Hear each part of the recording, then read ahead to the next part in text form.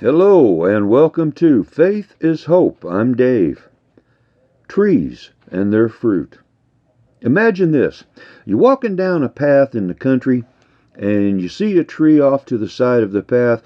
You see some apples on the ground around the tree and you look up and see some still hanging on the tree. So are the apples good?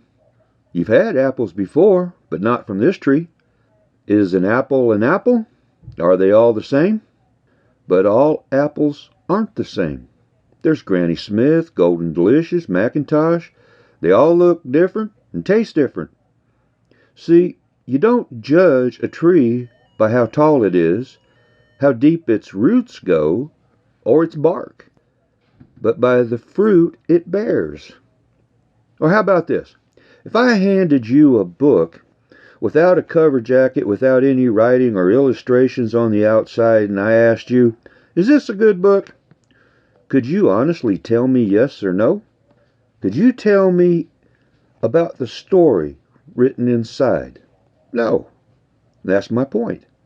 No one can tell if something or someone is good or bad based on looks. Martin Luther King Jr. wrote, "Judge a man not by the color of his skin, but by the content of his character." That's why you don't judge a book by its cover, but by the content of the story written inside. And the only way to do that is to read the book. When we look at someone and judge that person, we're doing two things wrong right off the bat. First, Jesus said, "Judge not that you be not judged.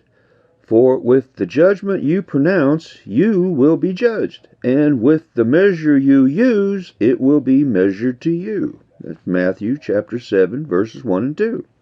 Second, when you judge someone without knowing anything about them, that's called prejudice.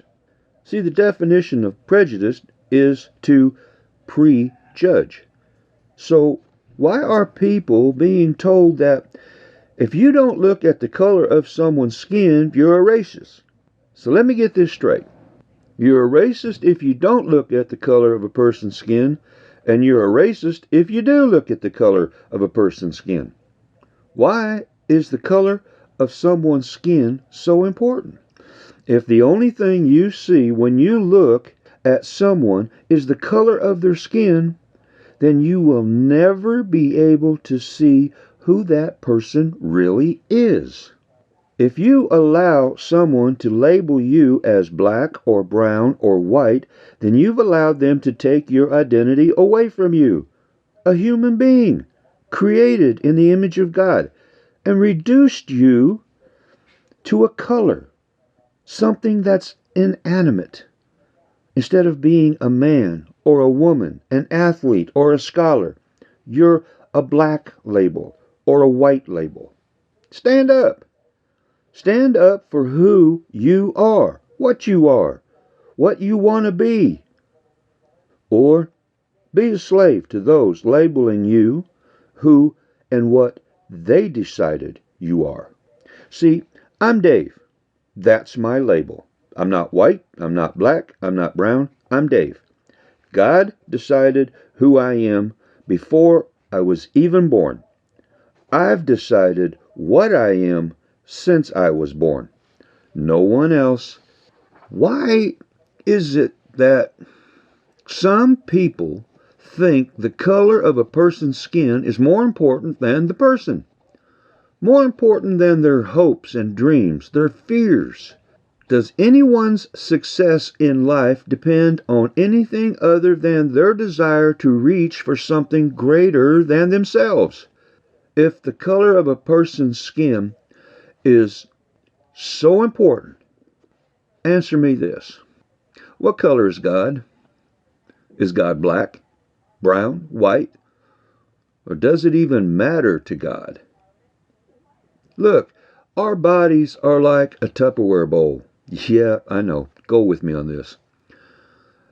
They come in all different shapes and sizes and in different colors.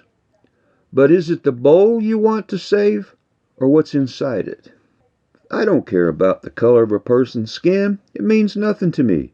I care about the person's heart. I care about the person's character. Are they honest? Are they compassionate to others? Are they givers or takers? Who we are comes from what we think, say, and do. The choices we make towards others.